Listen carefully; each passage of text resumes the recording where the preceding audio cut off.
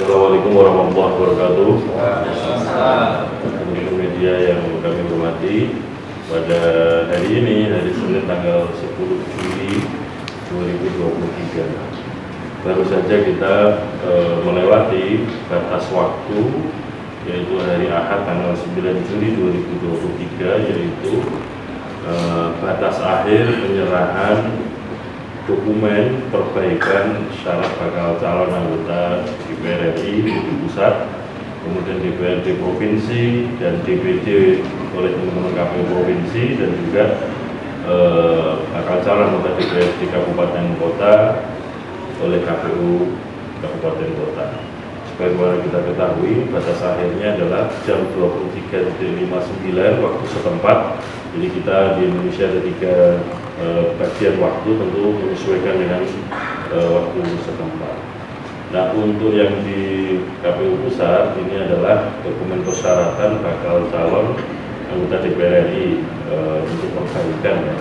Alhamdulillah sampai dengan batas waktu yang ditentukan dari 18 partai politik serta pemilu 2024 sudah menyerahkan semua dokumen perbaikan syarat. Ya.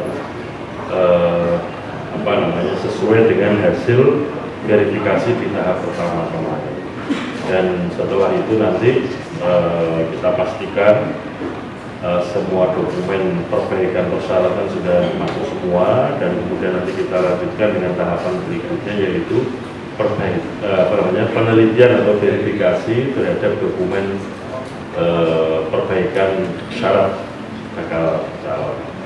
Nah, nanti setelah itu akan kita dapatkan hasil apakah memenuhi syarat, apakah tidak memenuhi syarat, ketika nanti pada saatnya kita tetapkan dan kita umumkan daftar calon sementara atau DCS.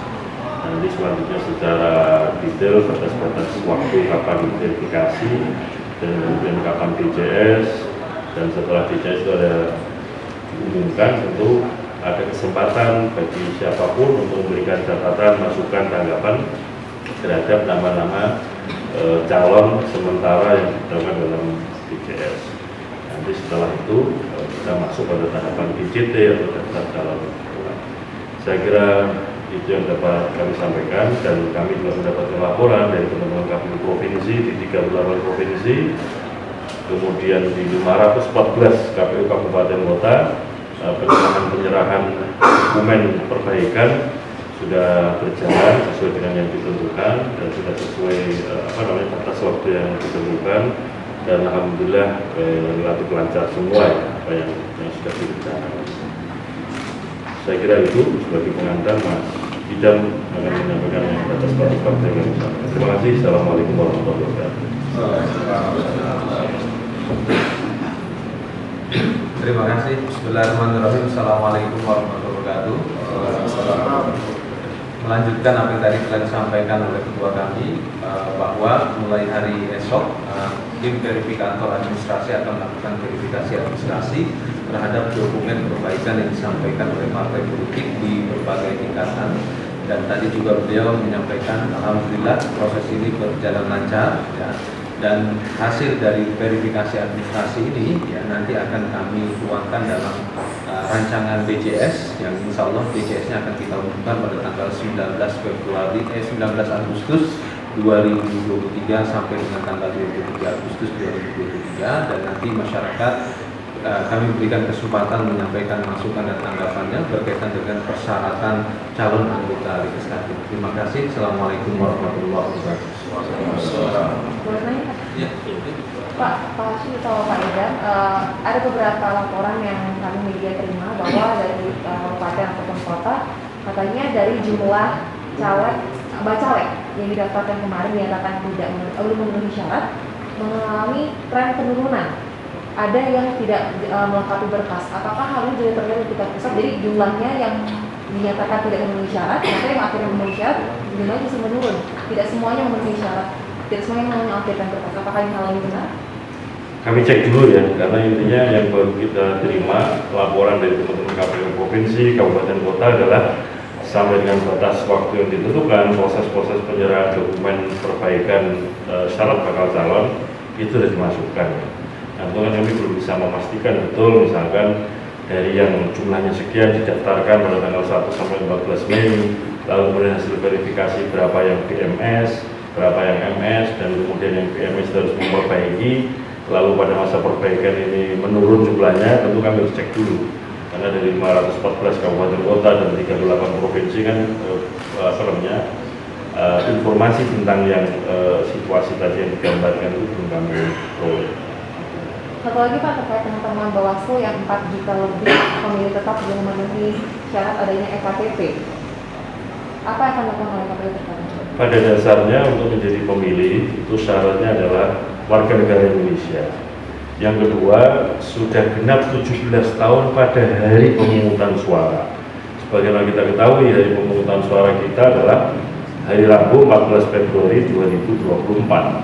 Sehingga batas 17 tahun itu bukan pada saat pemutakhiran data pemilih atau penyusunan daftar pemilih, tetapi nanti pada hari pemungutan suara.